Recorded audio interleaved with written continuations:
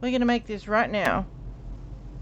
G'day, it's me, Kerry. So when you pull this out, it's going to start with a colour first. There's 5 colours and there's black in between every colour. So I want you to get to the end of your first colour and just cut that off, because we don't know if that's a full correct measurement as per all the other ones in here.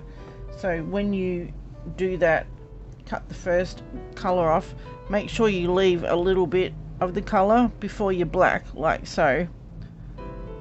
When you do that, just get it onto your hook, and we're going to do a double crochet foundation row. So if you're not sure how to do that, it is very easy, and then you can come back and watch this. So start off with your double crochet foundation row, and I want you to go, I can't get going here today. I want you to crochet all the way through all of the colors. So when you get to the next black at the end of all the colors, stop there at the beginning of that black, and I'll show you what to do then.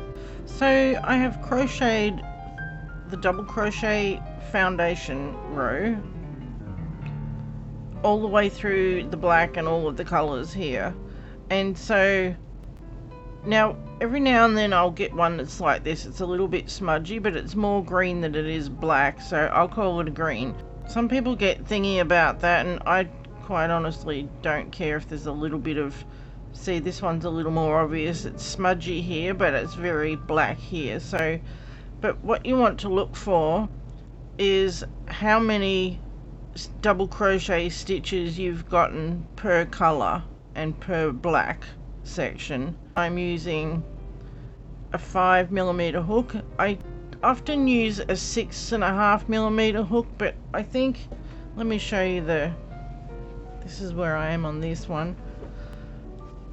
I feel like it just makes it a little bit, it's tight, but it's still kind of fluid. It's not stiff at all, and so I just like the finish of that better. You might like it a little bit looser. Just do it however you feel is best for you, and you will get an average of your stitches every now and then. So you might get through the pink, and then when you get to the black, you might go, oh, I need to do those a bit looser, because sometimes there is a little more or a little less black. I don't know why that is, but it's generally pretty even. So when you get all the way to the end of your colors, this is the part that really counts.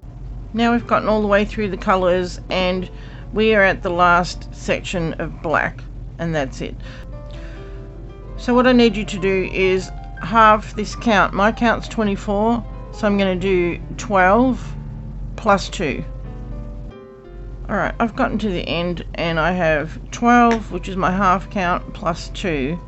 So there's a factory made knot in my yarn here, but whatever, we can just trim that off. Now I want you to do 2 chain and turn your work, or turn your work and chain 2, either way. This will count as your first double crochet. So now you've got 14 stitches here, or whatever half your count plus 2 is, and then we're just going to double crochet into the top of that second double crochet.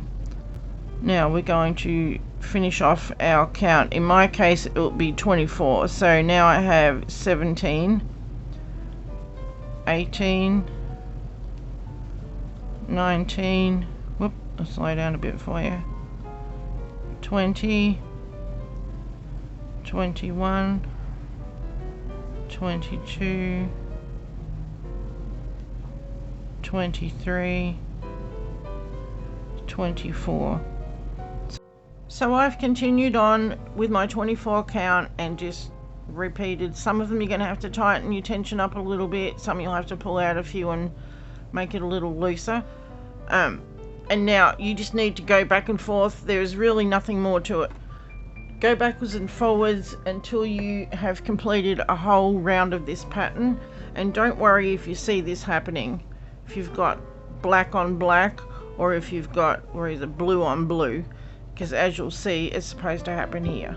When you get to the end of the first repeat, it's going to start looking weird when you get into the next one. Trust me, just keep your count and just keep going. It will work out. If you like this pattern, will you please give me a thumbs up? It lets YouTube know that you like the content and I can make more of it. Thank you.